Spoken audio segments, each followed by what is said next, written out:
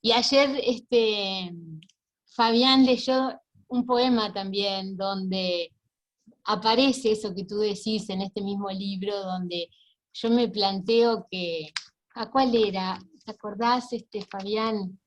Yo estoy con La Casa Emplumada, o sea, yo estoy con la edición, ¿no? Puede Sí, ser, yo leí el poema acá, Alarma, el 24. 24, sí, dale. Si fueran malos que me hablaran, estallaría esta cabeza a principio de noche. Si fueran más cosas a atender, me metería a incubar un huevo.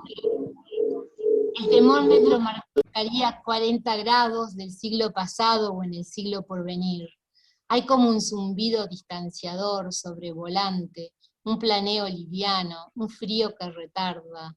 Intento hacerme contorsionista, amazona, competidora olímpica, pero no sé cómo empezar. Y todo se descose y se desborda y me pierdo, y acaso ya no estoy, si fueran más los que me hablaran, estallaría esta cabeza a principio de noche, si fueran más cosas a atender. Sí, claro, esa sensación de que perdés el control de tu vida, ¿no?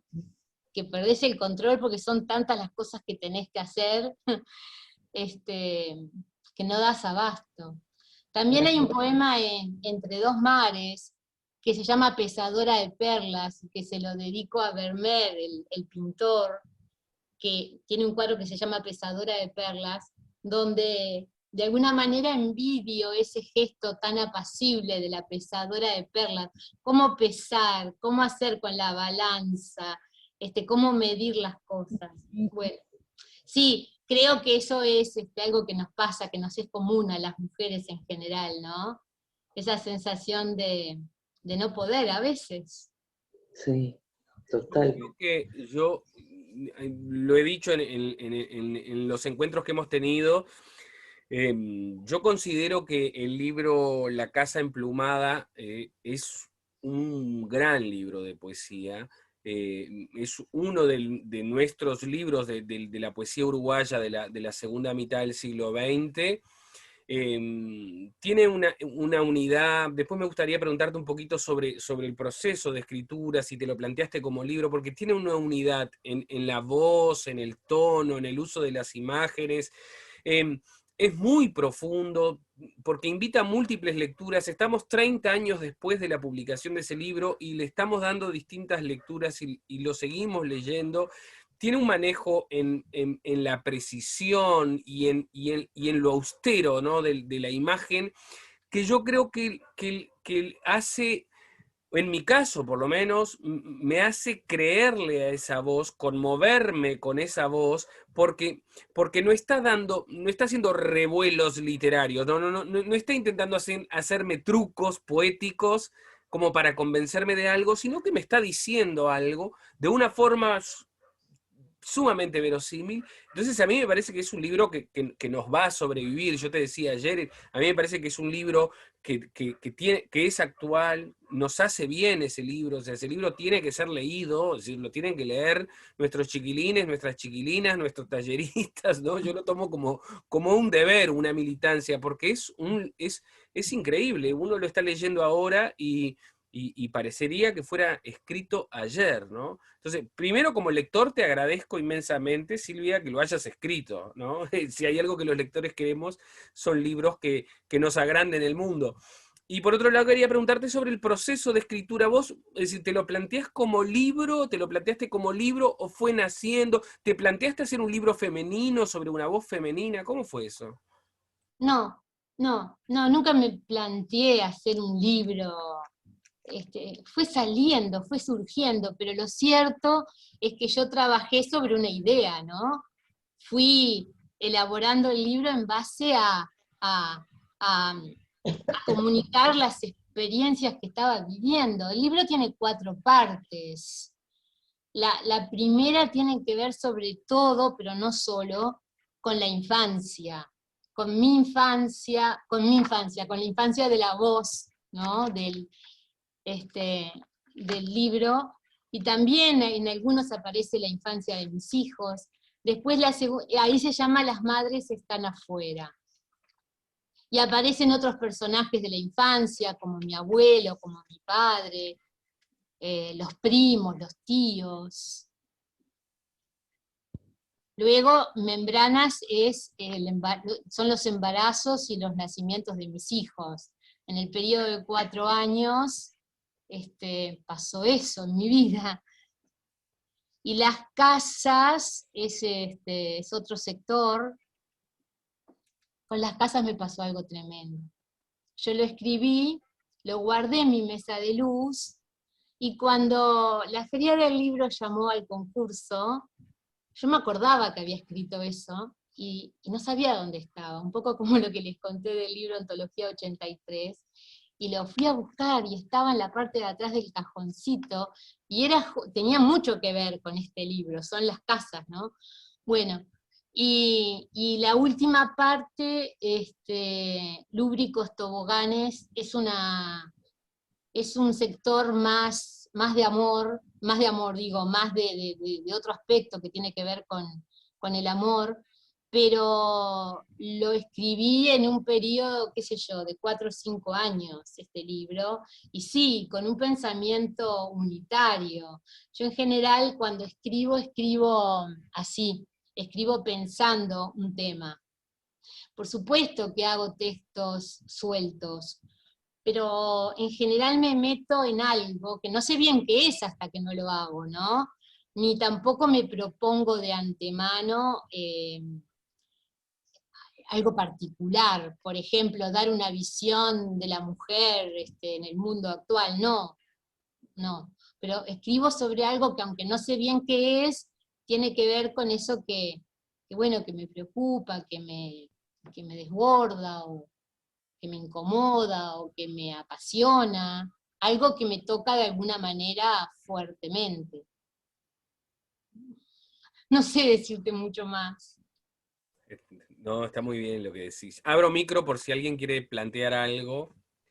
Yo vuelvo a decir, perdonen que yo estoy en intriga. No, que ella tiene ese sentir y tiene la virtud, que yo creo que mucha gente lo tiene, muchas personas, muchas mujeres y hombres en otro tema, de hacérnoslo llegar desde el tiempo que lo escribió a una persona como yo de la edad mía, a las jóvenes como las chiquilinas que están acá, que están comentando, y que lo va a seguir llegando, haciendo llegar a las chiquilinas jóvenes de ahora.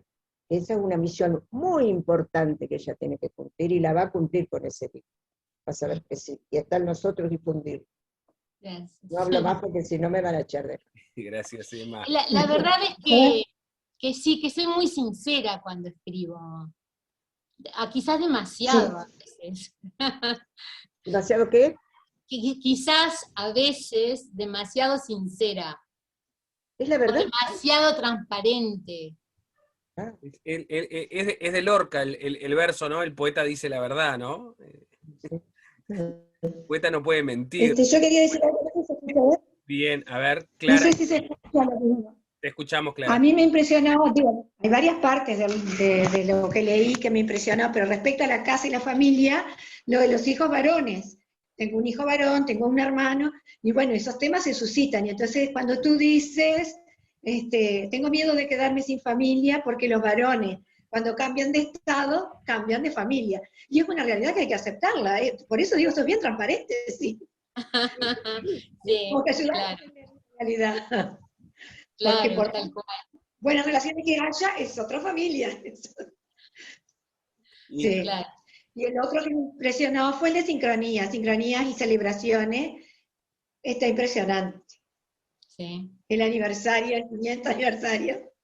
Y bueno, y ahí también aparece una figura familiar muy importante para mí, que es mi abuelo, El abuelo. como uno de los protagonistas de alguna manera de la escritura de ese libro, porque mi abuelo durante el año 90, los años 90, 91, me pasé pensando que venía el 92, y que en 1892 había nacido mi abuelo, y había nacido el poeta César Vallejo, y se cumplían 500 años de lo que se llama el descubrimiento de América.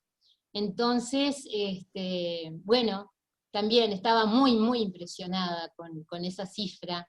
Y me tocó además estar en México durante unos 15 días en Ciudad de México, en octubre del 92. Y bueno, y fue impresionante porque escuchabas los descendientes de los indígenas haciendo como una especie de un ruido muy grande en la plaza, en el Zócalo Mayor, de protesta contra el llamado descubrimiento. Y bueno, ahí hay otra figura familiar, ¿no? Que es mi abuelo.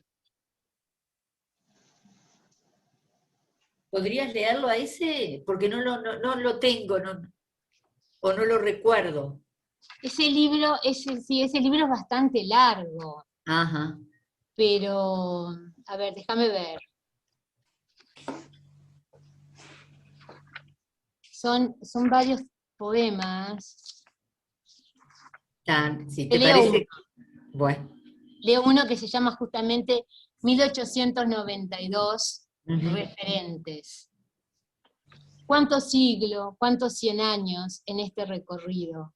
Los 100 años de mi abuelo, los 100 años de Vallejo, tan pocos centenarios a pesar, tan alas, tan entraña vivas, tan muertos.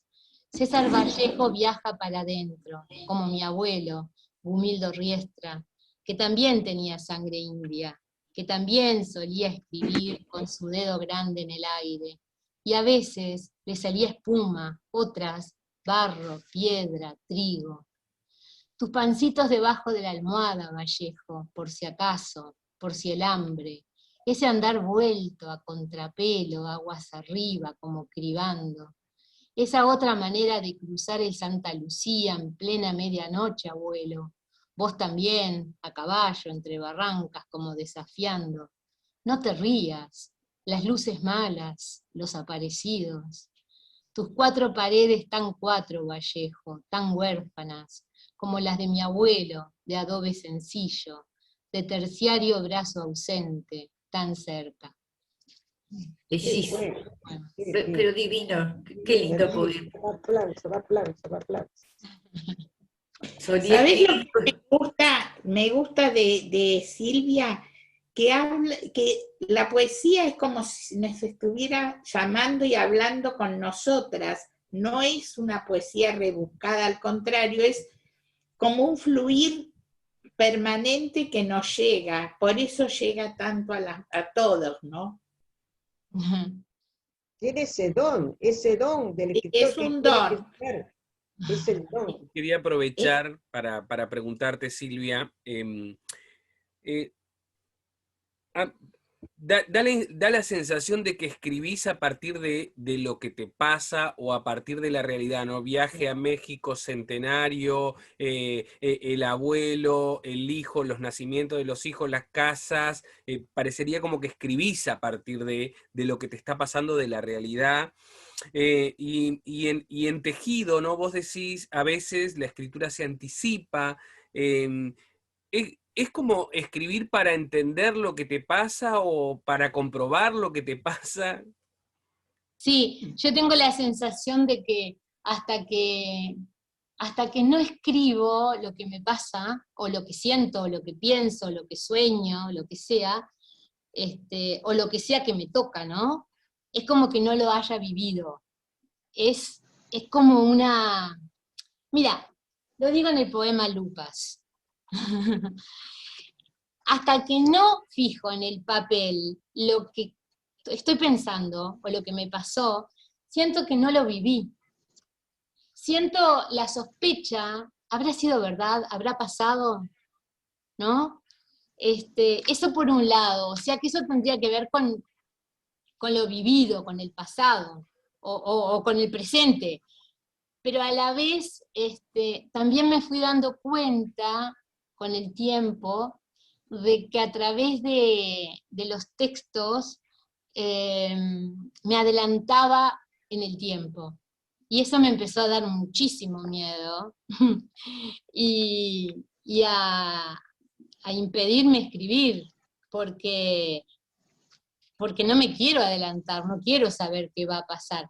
No es que a través de la poesía realmente sepa lo que va a pasar, pero tengo esa sensación que leyendo mis poemas, siento que predije cosas que luego me pasaron. Y a la vez, como cuando escribo, siento que yo me desdoblo, y que lo que escribo no siempre es lo que yo quisiera escribir, o que las palabras me llevan hacia otro lado, a veces, quizás me lleven hacia lados que yo no quiero, y entonces me da mucho miedo esos lados a los que me lleva la palabra. Por eso que sí, es cierto lo que me pregunta Fabián, a través de los poemas aparece como esa visión de alguna manera agorera o profética de la poesía, que lo vivo muy en carne viva. Por eso que me inhibo de escribir. Bueno, Lupas. ¿Les leo? Sí. ¿Sí? Lupas, de Palabras de Rapiña. Es como una obligación, es a pesar de mí, seguir las huellas digitales de los sucesos, fijarlos, hacerlos tinta en papel, pseudópodos alfabetarios, desde la gota de la fruta a la sangre del corte, para que se estén ahí y entonces sí, que aparezca la certeza de que existieron. Hasta que no están ahí, no tengo la certeza de que existieron esos hechos. Las huellas digitales de los sucesos. ¿Mm? Buenísimo. Abro micro. Si alguien... Toda una pitoniza. No, por eso, queda raro cuando yo digo esto, pero es una sensación muy, muy vívida, ¿no? Que tengo. Queda raro porque no quiero que se piense eso de pitoniza, pero de alguna manera es lo que siento, sí. Ahora, hago una pregunta. ¿Por qué es tanto más difícil entender la poesía que la narrativa? Digo, sé que es mucho más sintético, que hay una síntesis, pero a mí que me gusta la poesía, me gusta leer la poesía, hay muchas veces que a mí no me llega la poesía porque no la entiendo. Y te dicen que la poesía no es para entender, que es para sentir. Pero Claro. a mí me queda como cierta duda, ¿viste? En esa respuesta. ¿Sabés qué? A mí me pasa que tampoco me entiendo a mí misma a veces. Sí. Y ahora, releyéndome para conversar con ustedes, me pongo a pensar, ¿por qué dije esto? ¿De dónde salió esto? ¿No? Ahora, Y- por ejemplo, el poema que leíste, que me encantó, leído así como lo leíste, pero si yo no hubiera tenido el prólogo que hiciste, referido a que eran los 500 años del descubrimiento, 100 años de tu abuelo, 100 años de Vallejo, yo pienso que sin ese prólogo yo lo hubiera leído y no hubiera sentido el poema, y no me hubiera encantado. Creo que siempre en la poesía hay algo que cuando vos no lo entendés, y que se da muchas veces, sí. no sé, un signo de interrogación es lo único que me sale, ¿viste? A mí me parece grandioso que seas tan sincera, sí, me parece increíble. Eso, muy Es bien. sagrado, es como, ¿no? Ante personas, no sé, que ni conoces, digamos, ¿no? Y después es como una magia que sucede que un poco lo hemos conversado entre nosotros, ¿no? Acá, como cuando uno lo lee, en esto de que ya me queda como más claro eso que a veces decimos que deja de ser tuyo, porque en realidad cuando yo lo veo, más hago por eso, ¿no? Me quedé pensando en la primera pregunta que te hice, es más mi viaje que el tuyo, digamos, ¿no? Enseguida pensé en mis abuelas, en mi cosa, no sé, mis mujeres, las que leo. Entonces, eso de poder dividir, ¿no? Capaz que no te estoy diciendo nada que te alivie, No, sí. pero es maravilloso porque, digo, no sé, es como que para nosotras las mujeres, me parece que, para mí, hablo de mí, me parece que es como, es muy sostenedor es tu texto, ¿no? No, Qué para vos lindo. capaz que a vos te provocarán muchas cosas, cuando te lees decís, mirá lo que estoy prediciendo de mí misma, pero ya en las manos del que lee, en mis manos, por ejemplo, en lo que veo, es como otro viaje, ¿no? Qué lindo, sí, eso que decís que es sostenedor. Ayer Fabián me decía que hacía bien leer estos poemas. Bueno, Sí. me encanta formar parte de ese viaje tuyo, Verónica. A mí me re emociona, perdón, pero no, a mí eso me llega en un momento que me hace como, me alivia que alguien pueda ponerle palabra a lo que siento, ¿viste?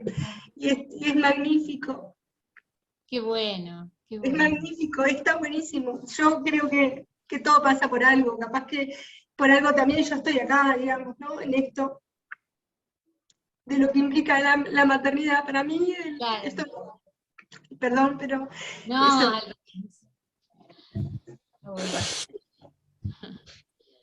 Sí, y aparte que, yo qué sé, no mucho más que eso, pero yo no sé si siempre sucede, ¿no? Que creo que que es magia esto, que vos podés escribir y que les pueda generar algo a alguien, está buenísimo, es como ya valió la pena Claro. sí mismo, digamos, ¿no? Sí, sí, haberte acompañado a ti en esto que estás contando ya vale más que la pena, claro. Es que vos tenés una maravilla de llegar, no sé si es porque el tema de las mujeres, porque fíjate la diferencia de edad para mí con toda esta chiquilina, pero siento lo mismo. Y no he sentido con otras personas. No sé si a ustedes las demás les pasa igual. A mí me pasa exactamente lo mismo, adhiero completamente a lo que dijo Verónica, porque estoy muy conmovida en realidad, porque, bueno, y no soy muy consumidora de poesía, ni no la conocía a Silvia, y la verdad que completamente agradecida la oportunidad del taller también, ¿no? Bueno, esto me parece una maravilla, poder estar con la autora y que nos esté explicando, o sea, de dónde, cómo surgieron, no sé, todas esas cosas que, bueno, Claro. todo eso. ¿Sabés qué? Una vecina mía a la que yo le regalé este libro, La Casa Emplumada, cuando lo publiqué, ahora tiene 90 años. No, tiene 99 años ahora. Y está perfecta de la cabeza, es una maravilla. Me acuerdo que lo leyó y me dijo, bueno, le había gustado y además me dijo, ella también tiene 2 hijos varones, me dijo, no puedo entender cómo tú, siendo tan joven en ese momento, podés decir las cosas que decís acá, cómo te adelantás a las cosas que pasan, ¿no? Justo, Claro. eso que estamos diciendo. Y bueno, yo le agradezco a Verónica la emoción, a Lorelei, a Emma, ¿no? Las palabras que además expresen, ¿no? Y que te puedan decir, que puedan expresarlo, me parece divino, ¿no? Ese acto de comunicación que es la poesía, ¿no? Yo iba a aprovechar un poquito para hacerte una pregunta asociada, no solo con lo de la casa emplumada, pero cuando uno escribe... cuando uno escribe textos que parecen tan personales o familiares, a donde aparece una abuela, un abuelo, unos hijos, un esposo, una tía, una prima, ¿cómo se resuelve lo literario con lo familiar, ¿no? Es decir, ¿se muestra, se explica, no se explica, se dice que es literatura? ¿Cómo se hace, Silvia? Y bueno, en algunos momentos algunos familiares me preguntaron, ¿soy yo? ¿Te referís a mí? En ese sentido me preguntás. Sí, Sí, mi papá pobre queda mal parado en algunos poemas, pero bueno, sí, hay una mezcla, claro, a partir de determinadas circunstancias hay ficción, obviamente, hay pensamientos, sí, hay una mezcla, por ejemplo, a mi abuela hay un poema que se llama Pareceres, en la casa emplumada. Yo tomé la comunión, Mi abuela estaba Ah, tan... ese poema me llamó mucho la atención. Mi abuela estaba tan contenta. Cuando tomé Y la vos, comunión, mi abuela creyó que era el día más feliz de mi vida. en mi vida. Y tuvimos el primer desencuentro. Pero Sí. nunca le conté que una noche yo hablé con Dios y fui su amante. Ahí Está se ve, buenísimo, está genial, genial. claro, ahí se ve, ¿no? Pero vos sabés que a partir de ese episodio me vino una crisis religiosa enorme, como hasta los 12, 13 años, porque claro, me di cuenta de que yo había hecho algo que me excedía completamente, porque si a mi abuela le daba tanta felicidad y a mí no, quería decir que yo no comprendía lo que estaba haciendo.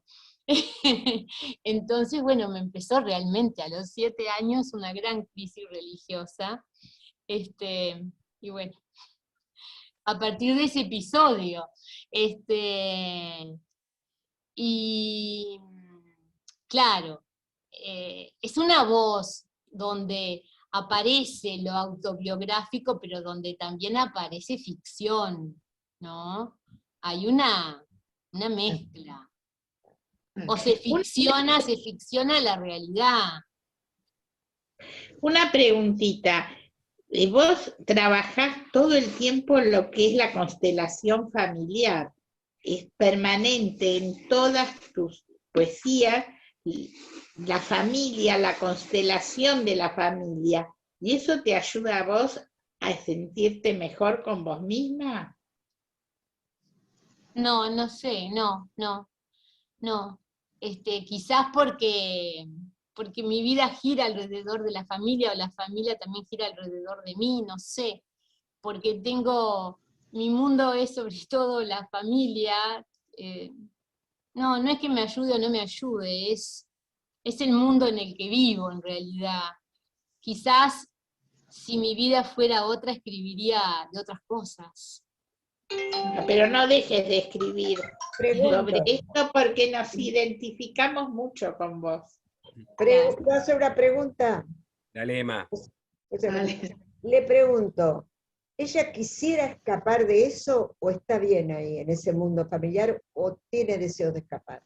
¿Terapia te va a salir?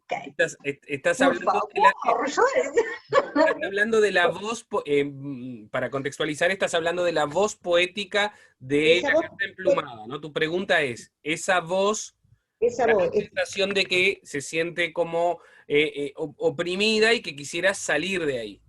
¿quiere salir de ahí o no quiere salir de ahí? Y me parece que forma parte de un conflicto, de una tensión, pero todo es conflicto. Es verdad. No es que quiera salir. A veces sí, a veces no. Claro. Y Silvia, La Casa Emplumada, año 89, y ahí viene un periodo hasta tus dos próximos libros, que es Entre dos mares y Palabra de Rapiña, que son del 2002. O sea que ahí tenemos 13 años entre La Casa Emplumada y tus próximos libros. A veces a los lectores uno ve las fechas de publicación de los libros y cree que esos 13 años pueden ser de silencio, lo que no necesariamente corresponde, ¿no? No, estaba preocupada porque me parece que Cindy se va y quería decir algo, ¿o no? A ver, perdón, vale. ¿No? Gracias. No, iba justamente, mirá, a anotarme la pregunta para después hacerla. No, yo, bueno, primero saludarte, Silvia, y en relación a todo lo que vos decías sobre tu vida, sobre tu niñez, tu familia, yo me preguntaba, ¿qué crees vos que es un poeta o un escritor o cómo lo definís? Y en relación a eso, si vos pensás que naciste con ese don, como dicen mis compañeras, o pensás que eso se crea o se trabaja o se despierta en algún momento de alguna crisis de tu vida. No sé si te lo planteaste alguna vez y qué pensás sobre eso. Según mi madre, yo empecé a escribir de chica. Yo no creo. Yo creo que empecé a escribir a los 14, 15 cuando me enamoré. yo creo que esa experiencia del amor fue tan fuerte que me produjo así un cimbronazo tan grande que no podía contenerlo en mi cuerpo, en mi ser, y bueno, y lo tuve que sacar. Y a partir de ahí como que me quedé asida, me quedé prendida a esa forma de estar en el mundo, ¿no? Con las palabras, no jugando, trabajando con ellas, sí, jugando a veces. Pero no te sé decir qué es un poeta. Sí, no sé. Claro, no, pero un poco eso contesta sí, mi pregunta, ¿viste? Si vos siempre te viste, vos hablas desde muy niña, que te encantaba escribir, pero ¿siempre te viste de esta manera? ¿Siempre pensaste que ibas a escribir o de No, repente la vida te fue llevando? Sí, creo que de alguna manera las experiencias te van llevando, sí. No sé, fue mi manera de expresarme. Y justo lo que preguntaba ahora Fabián tiene que ver con lo que tú decís. En esos años yo fui escribiendo cosas, pero no me planteé publicar un libro hasta que vi que tenía armado un libro, ¿no? Y bueno, sí, en el 2002 publiqué 2 libros después de ese periodo largo, que tienen que ver con 2 temas bien diferentes.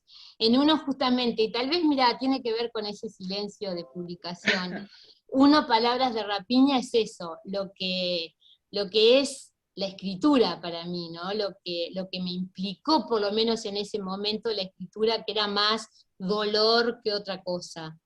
Y por otro lado, Entre dos mares, que es un libro donde aparece una lectura, una interpretación de la Odisea de Homero, y donde se llama Entre dos mares, es el Egeo por un lado y es el Río de la Plata por otro. Y bueno, y entonces hago conexiones con el mundo de Odiseo, de Penélope, y con el mío acá, en Montevideo. Pero en esos, no sé cuántos años son, 12, 13 años, sí, fui haciendo anotaciones hasta que me di cuenta que esas anotaciones eran bastantes y que las podía amalgamar, sobre todo Palabras de Rapiña.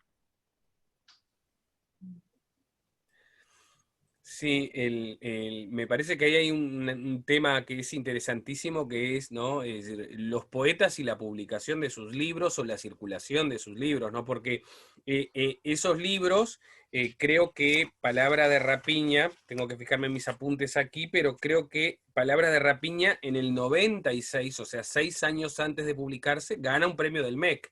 O sea que vos te presentas un concurso, ganás con él, ¿no? Y se publica 6 años después, y creo que Entre dos mares también, ¿no? Le pasa lo mismo, o sea, ¿no? Sí. Es todo un tema, ¿no? La publicación de los libros de los poetas y la circulación de los libros de los poetas, ¿no? Sale Vos dinero. volvés, perdón, pero vos cuando volvés, ¿te podés identificar con aquella de 23 y con cómo haces en esto que demora tanto, que va llegando como de a poquito y que es como atemporal tu obra? Perdón, capaz. En La Casa Emplumada tenía 30, 31 cuando se publicó. Y estos, si me siento identificada, me preguntás con aquella mujer. Sí, sí, sí. Sí, soy la misma. Soy la misma voz, pero fue cambiando un poco, claro. Y fue confirmando cosas, y sí, sí. ¿Y qué era lo que me habías dicho, vos, Fabián? No, justamente sobre lo de la circulación de los libros y eso. Ah, claro, claro. Los poetas y nuestros libros en casa, ¿no? Sí, yo ayer contaba que tengo casi todo, sí, creo que deben ser todos los libros que andan por ahí, están en mi casa, en cajones, en cajas de cartón, humedeciéndose. Sí, hay que sacarlos, sí, tengo que... Bueno, pasarnos la dirección así vamos a buscar alguno. ¿No? Claro, cómo no, sí, de verdad. Yo le decía ayer a Fabián que después me pasara los contactos de ustedes y sí, Sí, hacemos algo de eso. o vemos cómo hacerlo llegar. Buenísimo. Es un material para el futuro, yo lo voy a comprar para que quede para el futuro. Hacemos un nexo, sí. Bueno, que tiene un poco que ver esto que dice Emma, ¿no? De un material para el futuro. Capaz que vos nos podrías leer, no sé si tenés por ahí La Casa Emplumada, Silvia, porque La Casa Emplumada se abre con un poema que se llama La Carta, que creo que tiene que ver un poquito con esto que dice Emma, ¿no? Claro, y con lo que decía Verónica hoy, porque la carta es un poco, después lo llamé carta intención en Tramas de la Mirada. Tengo miedo a la celda, a la tapia, a la muerte definitiva. Por eso escribo esta carta, a la cuarta, quinta, sexta generación, y a todas las generaciones de mi sangre y de otras sangres, para decirles, a través de las palabras y del ansia y del aire, que tuvieron una abuela que pensó en ellos, que tuvo 28 años, que una tarde de octubre todavía del siglo XX se puso a escribir y temblando reconoció sus caras, sus entretelas, y se sintió entonces más viva a pesar del rigor de los siglos, y que quisiera tan solo que lo supieran, tan solo un ala tibia agitándose cerca. Sí, es buenísimo, buenísimo, sí, lo habíamos leído. Es claro, es la búsqueda del contacto, ¿no? A mí se me ocurre que no se puede cambiar mucho el mundo, pero que van a tener mucha vigencia, porque no sé.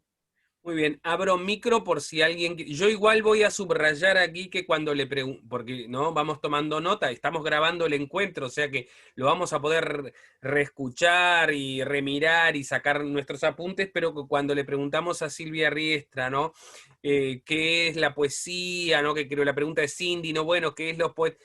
Como al pasar ella dijo, bueno, es como una forma de estar en el mundo. Así que yo tomé nota y me gusta mucho esa definición, ¿no? Cuando me pregunten qué es ser poeta o qué es la poesía, yo voy a contestar, bueno, como dice Silvia Riestra, una forma de estar en el mundo. Me gusta Va a mucho. estar en el mundo. Muy bien, abro micro para si alguien quiere hacer algún comentario, agregar algo, hacer alguna pregunta.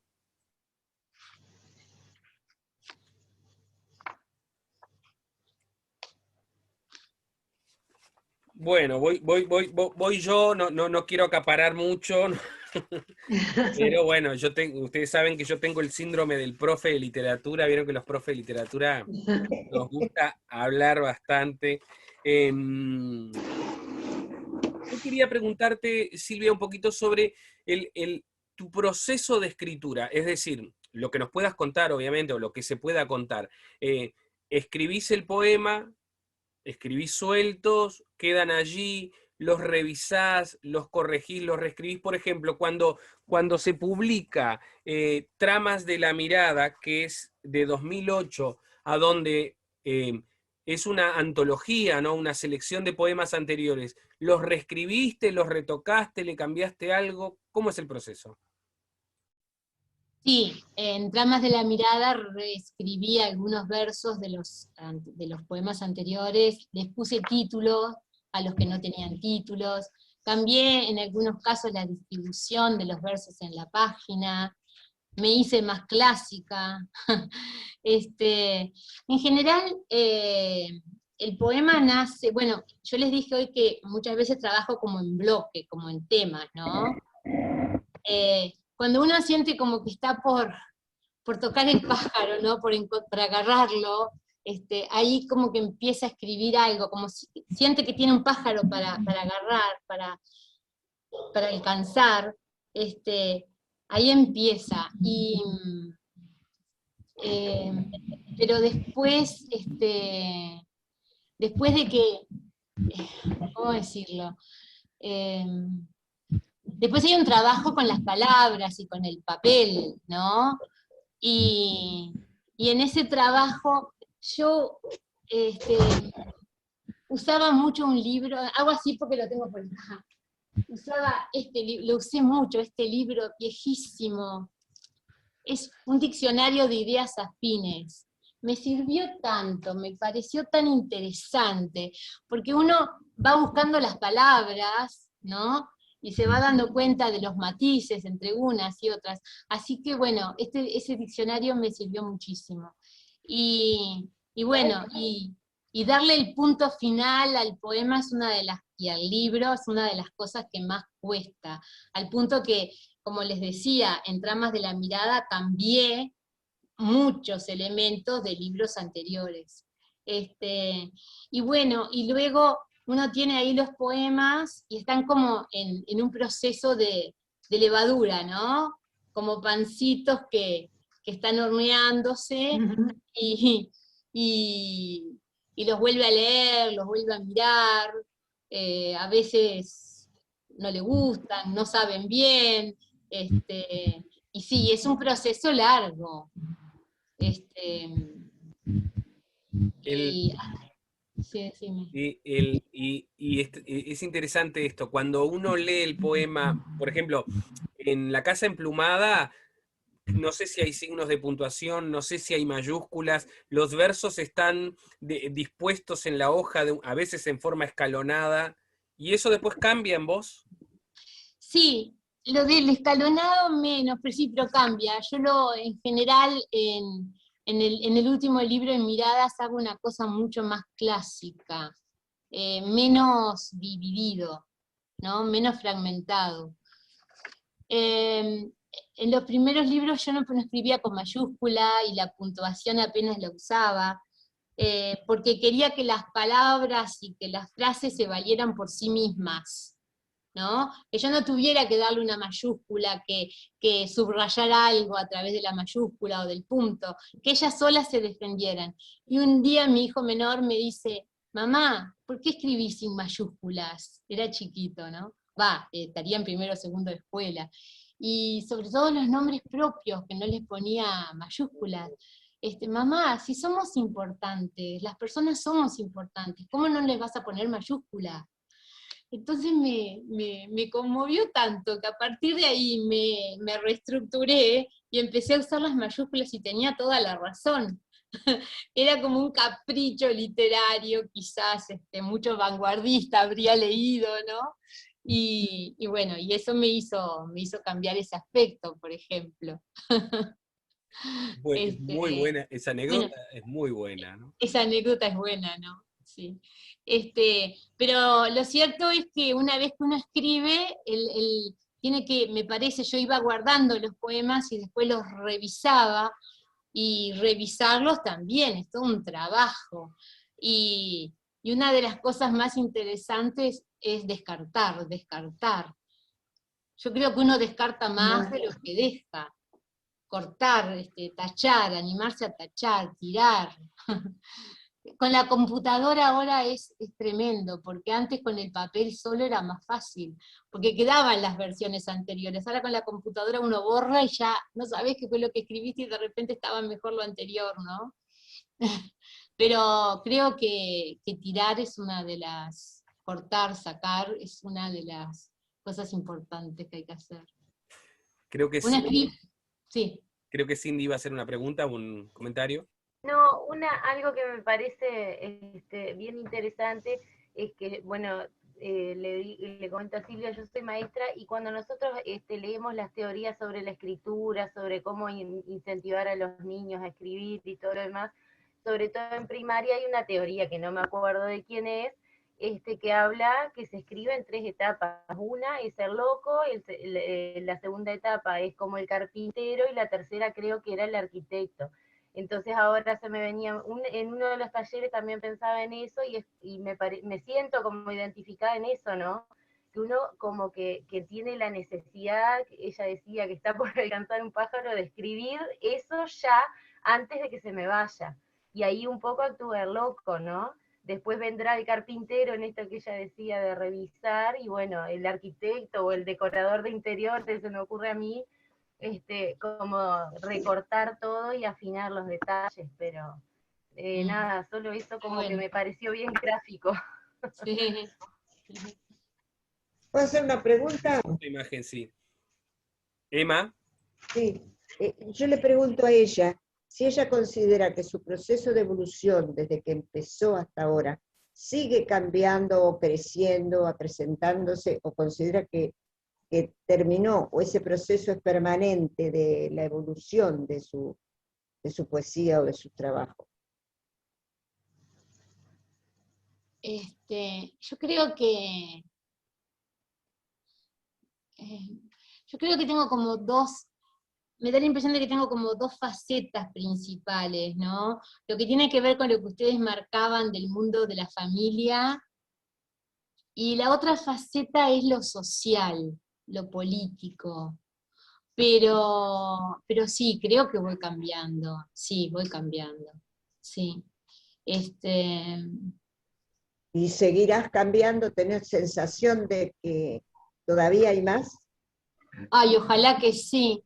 Cuando Hemingway no encontró más, se mató, ¿se acuerdan? Y no solo Hemingway. Sí, no sé. Ahora tengo que vencer eso que les decía del miedo a la palabra que se anticipa. Y bueno, y cuando lo venza, Tenés que seguir, no. cuando lo venza, seguiré usando el papel. Bueno, yo quiero, como ir haciendo un poquito la síntesis del encuentro, no quiero que nos quede colgado nada allí, que nadie se quede con ganas de decir algo. Si alguien tiene algo allí como para comentar o decir, que no pierda la oportunidad, así que me corta o activa su micro. Quiero agradecerle a todo el grupo, ¿no? La presencia, Emma, Clara, Verónica, Liliana, Daniela, Silvia, tu tocaya, Silvia Laplace, que está allí, mi vecina acá de Atlántida, Cindy, Georgina, Lorelei, Franco, Adriana, Lucía, nuestro amigo Gerardo, que estuvo allí también, lo vimos en algún momento. O sea, agradecer a todo el grupo. Es más lindo encontrarse con un escritor, una escritora, una poeta, y entrevistarla así en grupo, ¿no? O sea, es más fácil, ¿no? Sale más fácil. Las entrevistas deberían ser así. Si algún día desgrabamos las entrevistas y hacemos alguna publicación, ¿no? Figuramos todos así como entrevistadores. Así que yo le agradezco a todo el grupo. Una palabrita. Dale, Emma. Sí, primer lugar, un agradecimiento, una maravilla haber conocido una persona maravillosa que me ha llegado al alma. Y en segundo lugar, agradecerte a vos, Fabián, que nos diste esta oportunidad de encontrarnos con ella, porque yo reconozco mi ignorancia y no te conocía. Y esto es obra de Fabián. Muchísimas gracias a los dos. Bueno, yo les agradezco a todos ustedes también, y además palabras tan conmovedoras, y a Fabián ni que hablar, sí. Silvia, bueno, nosotros inmensamente agradecidos por tu tiempo, que te hayas venido a conversar con nosotros. Las pantallas del taller están abiertas. Nosotros somos un grupo que nos juntamos a leer y escribir los miércoles, así, ¿viste? Mientras afuera está el informativo, las conferencias de prensa, y el mundo se destruye, como en aquella película, ¿te acordás? ¿No? El mundo se destruye y nosotros enamorados, ¿no? Y más o menos así, nosotros estamos aquí, así que las pantallas están abiertas. Dale, dale, Verónica.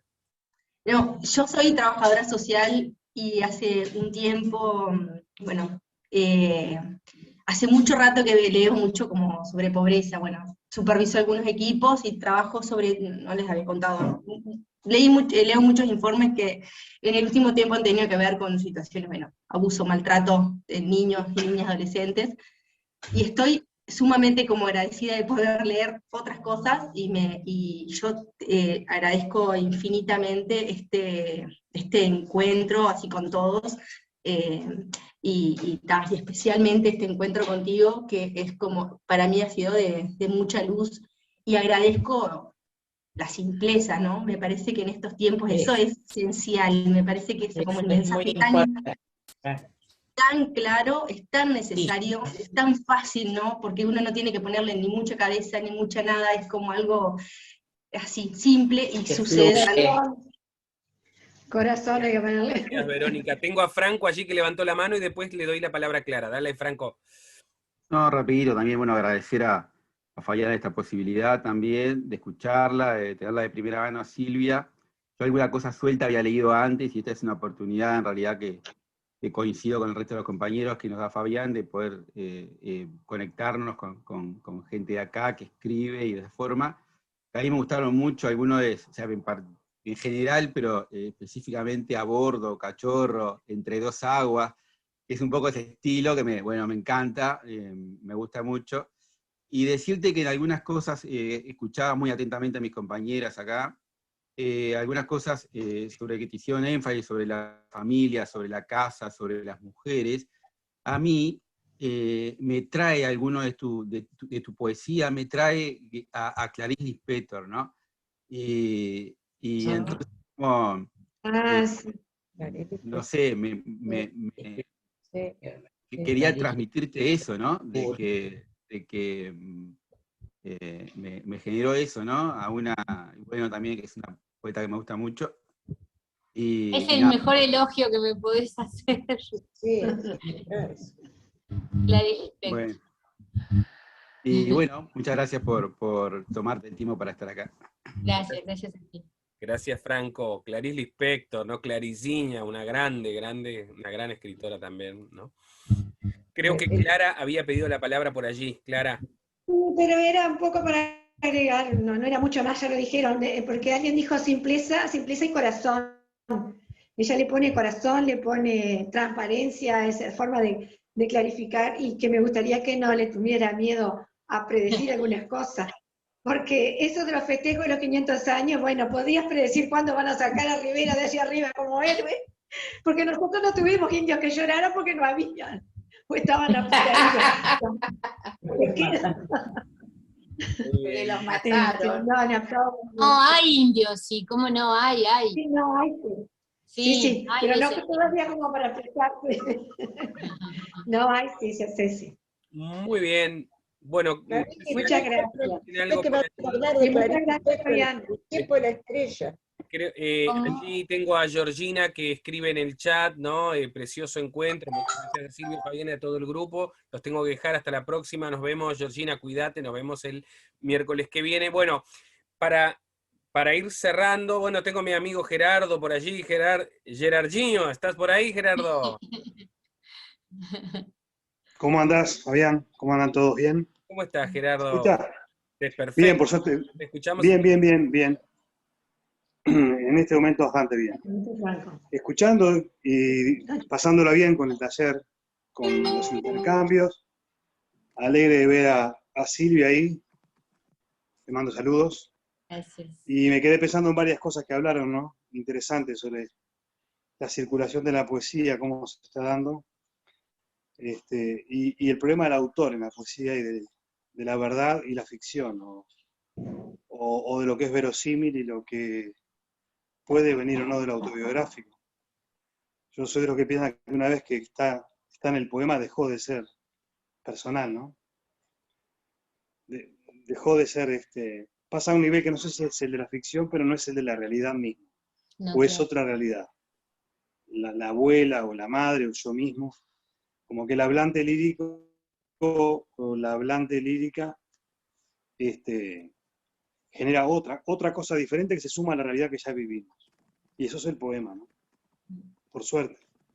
Claro. Entonces no es tanto la discusión de la abuela que soy yo la que está ahí. Sí, no sos. En realidad sos el origen, pero no sos Claro. lo que está ahí concretado en el papel. Eso es en ese habla, ¿no? El habla poética es otra cosa. Claro. Pero es un tema interesantísimo, claro. Y en tu poesía se da.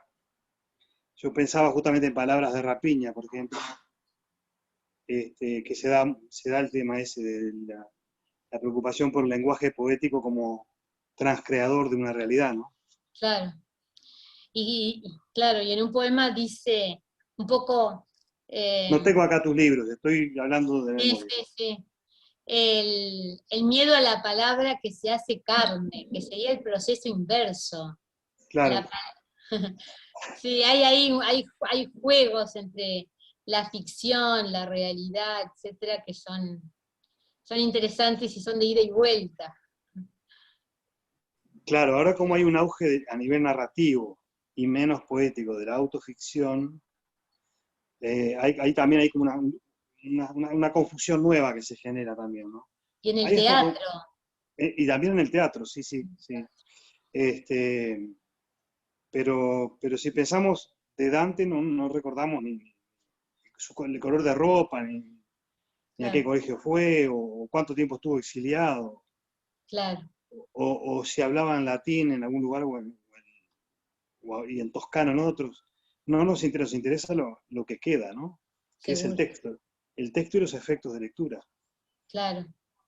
Pero bueno. Pero lo que planteaba hoy, ¿quién? No está, ahora se fue, también es muy interesante, ¿no? De cómo a veces leyendo directamente el texto no llega ¿era Iliana?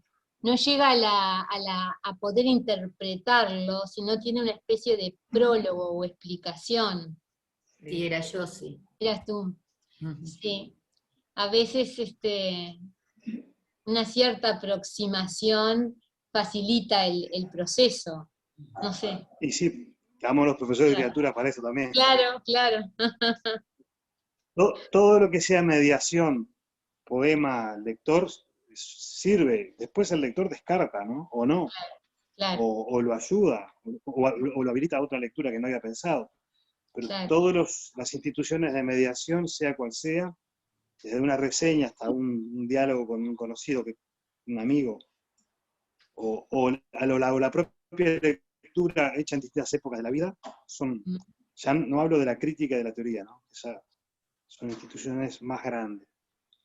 Pero por cualquier evento mediador entre la poesía y el lector, siempre es bienvenido.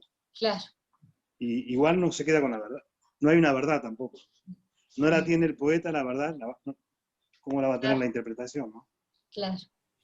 Bueno, yo quiero agradecer, miren que yo no puedo más de la emoción que tenemos a Silvia, la poeta que hace un mes que la estamos estudiando, sino que además que hoy nos visite Gerardo Ciancio, a quien quiero y admiro. Miren que estamos frente tal vez a una de las personas que más sepa de poesía, de crítica literaria. Mirá, allí Cieno, ¿no? Cieno es ese, ¿no, Silvia? Cieno, sí. Sí, ¿Te acordás que el otro día hablamos, Gerardo, me lo fui a buscar y lo tenía y lo repasé? Mirá. Y es maravilloso. Sí, pero es una escritura que que se quedó atrás. ¿Quedó atrás? No, pero a mí se me hizo realidad presente, así que no, para mí es presente. Mirá, sí, ahí, como ejemplo, ahí está mi padre, por ejemplo, que no es mi padre, es y no es. Claro. A partir de tu padre. Es un padre hecho de lenguaje, entonces no es él. Y están los poetas españoles clásicos. Claro, por supuesto, sí. Pero eso es de formación profesional. No. Bueno, yo pensaba, iba a decir algo que vos decías a veces, ¿no? Como que a veces los escritores, antes que me imaginaba que estaban como más allá arriba, ¿no? Como en algo y estos están acá, como están, ¿no? En la vida cotidiana, está buenísimo, ¿no? Como que participar de estas discusiones. Es buenísimo lo que dice Verónica. Son de la tierra. Voy a contar una anécdota que creo que la hemos contado en alguna entrevista. Vamos a un encuentro de escritores en Paysandú, creo que nos lleva el MEC, y a mí me toca compartir habitación con Gerardo Ciancio. Es verdad. Terminamos de cenar, salimos a tomar algo, vamos a una lectura, volvemos, bueno, nos tiramos cada uno en su cama, apagamos la luz, oscuridad absoluta, y nosotros conversando ahí.